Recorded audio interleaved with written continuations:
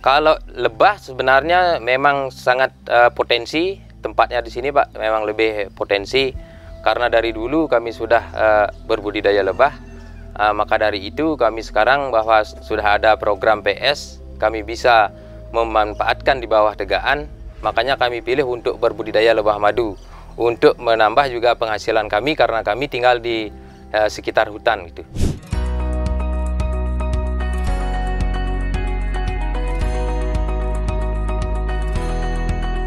Om Swastiastu, perkenalkan, nama saya Iwayan Wenten, saya Sekretaris KTH Madusari, Kelompok Tani Hutan Madusari, yang tempatnya lokasinya ada di Pura Pejenengan Tapsai, atau di Dusun Puregae, Desa Pempatan, Kecamatan Rendang, Kabupaten Karangasem.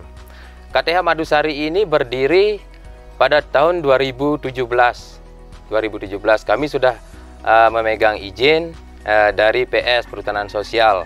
Kami bisa memanfaatkan di bawah tegaan. Pemanfaatan di bawah tegaan, kelompok kami sedang berbudidaya lebah madu seperti Apis cerana, Trigona. Dua jenis madu itu dari lebah Apis cerana, sebagian besar dari lebah Apis cerana. Setelah itu baru yang jenis Trigona seperti kele-kele atau lepisep, itu, Pak. Total lahan yang kami kelola di sini KTH Madusari seluas 32 hektar dengan anggota kelompok 20 orang KTH Madusari. Kami mengelola 32 hektar. Awalnya kami kan awalnya kami menanam rumput gajah dulu.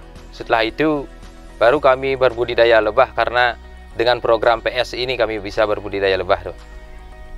Jumlah kelompoknya ada 20, jumlah stupnya ada sudah 800 lebih ini. 800 lebih Apis cerana dan 500 ikan juga yang jenis Trigona itu. Dan pemasaran kami masih kendala sebenarnya. Pemasaran masih lokal saja di sini karena tempatnya memang strategis juga di sini di Pura Pejenengan Tapsai untuk jualan madu karena orang sembahyang itu banyak di sini, makanya kami untuk penjualan baru lokal saja. Kalau memang bisa untuk membantu pemasaran dengan kualitas madu yang saya jamin di sini, kami jamin kualitas madunya bagus dari sumber nektar bunga, bukan ada tambahan pakanan lain, bisa juga dibantu untuk pihak-pihak lain bisa yang membantu itu. Kalau Apis cerana ini memang sangat menarik, Pak. Sebenarnya sangat menarik karena dari segi pakannya saja, dari sumber nektar saja murni dari nektar bunga. Dari bulan Januari kelompok kami di sini karena di dalam kawasan hutan sudah bisa panen seperti bunga nangi. Setelah itu di bulan Maret pergantian musim bunga kami bisa panen bunga kaliandra. Setelah bunga kaliandra di bulan Mei kami sekarang masih berupaya untuk menanam apokat, mangga untuk meningkatkan produksi lebah kami juga. Karena di bulan Agustus apokat sama mangga berbunga kalau di sini. Kalau Apis cerana ini murni dari nektar bunga. Hasil madunya cuman madu gitu aja. Kalau misalnya yang jenis Trigona ada kelebihan keunggulannya, ada kandungan propolis karena kantong madu kele-kele itu dari getah kayu namanya propolis.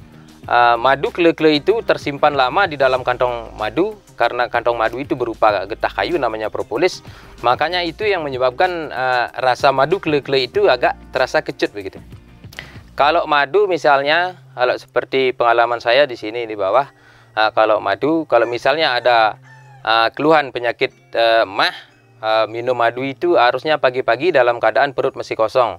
Tidak boleh dicampur dengan buah. Kalau misalnya dicampur dengan buah, sekarang minum madu, langsung minum buah, itu bisa fermentasi dalam perut, bisa menyebabkan perut kembung. Harusnya jangan minum madu itu dicampur dengan buah kalau ada keluhan sakit mah. Kalau tanpa ada keluhan sakit mah, biasa saja minum madu itu 1 sendok pagi, 1 sendok siang, dan 1 sendok sore hari. 3 hari per 1 hari 1 sendok. Tantangan pertama yang saya alami di lapangan berbudidaya lebah madu ini, pertama kami kendala stup atau kotak, karena di sini sangat terbatas yang namanya kungkungan. Di sekitar hutan di sini walaupun ada pakis tapi masih hidup, kami tidak bisa itu untuk memotong itu. Kalau sudah ada yang mati baru kami manfaatkan untuk kungkungan, misalnya di glodok di sini. Kendala utama kami sebenarnya masih kekurangan itu dah setup, berupa setup itu kendala pertama. Yang kedua itu dah apa yang namanya nekstar di bulan Agustus. Tapi kami sudah berupaya sekarang untuk menanam itu sebanyak-banyaknya. Bagaimana hutan ini bisa lebih lestari dan masyarakat di sekitar sini, khususnya KTH Madusari, biar bisa lebih sejahtera gitu. Kalau total volume produksi madu yang Apis cerana dalam 1 kali musim bunga, kelompok kami bisa menghasilkan kurang lebih 500 kilo atau 500 liter itu per 1 kali musim bunga. Sedangkan kalau yang jenis trigona kami cuma dapat kurang lebih 150-an lah, 150 liter per 1 kali musim bunga. Itu perbedaannya. Kalau memang cuaca mendukung, kelompok kami di sini per 1 tahunnya bisa menghasilkan itu dah yang saya bilang tadi, yang 500 kilo itu dikalikan 3 mungkin 1,5 ton lah.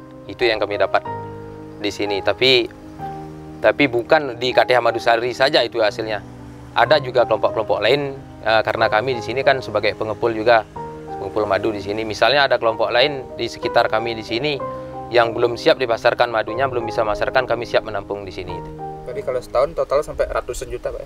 Ya, kalau setahun sampai ratusan juta itu, Pak, hasilnya khusus ke madu. Saya selalu mengembangkan itu ke masyarakat sekitar dan pemuda-pemuda khususnya juga.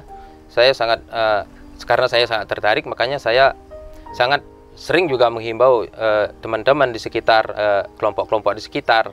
Sudah saya ajak ini untuk berbudidaya lebah, selain bisa menghasilkan sampingan, lebih ringan juga itu untuk memelihara lebah daripada ternak lain gitu. Teman-teman di sekitar sini, ini kami di KTH Madusari sebenarnya sudah berani sebagai contoh untuk penanaman pohon. Setiap tahunnya kami sudah menanam ribuan pohon. Makanya kami sangat berupaya sekali bagaimana hutan ini bisa lestari. Sedangkan sekarang setelah kami bisa menanam di KTH Madusari ini, teman-teman di sekitar otomatis juga sudah ikut meniru. Dan sedangkan saya juga sudah mengajak itu. Bagaimana kita bisa meningkatkan kelestarian hutan dan kita sebagai masyarakat di pinggir hutan bisa lebih lestari. Makanya saya mengajak teman-teman di pinggir hutan di sini untuk ikut serta menanam pohon dan melestarikan hutan karena kita tinggal di sekitar hutan di sini.